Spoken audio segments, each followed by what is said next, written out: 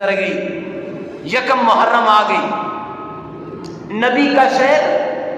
آقا کائنات کا وہ شہر جس کے لیے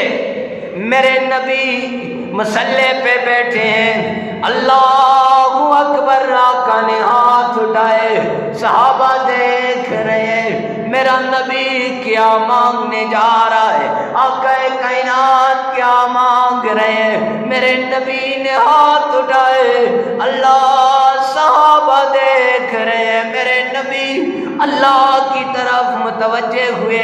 اللہ تو اسلام کو عزت دے دے، اللہ اسلام کو عزت بخش دے، فرمایا،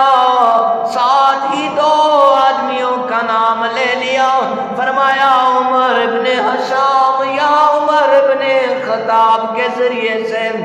اللہ اکبر، میرا عمر، لوگ اسلام میں خود آتے ہیں، میرا عمر خود نہیں آیا،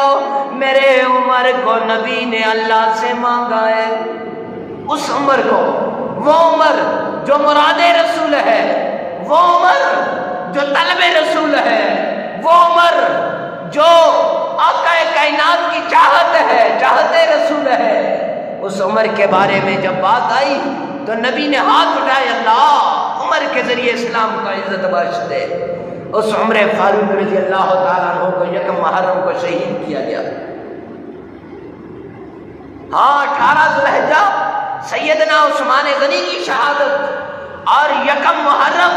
سیدنا عمر فاروق کی، ارے محرم صرف اس لیے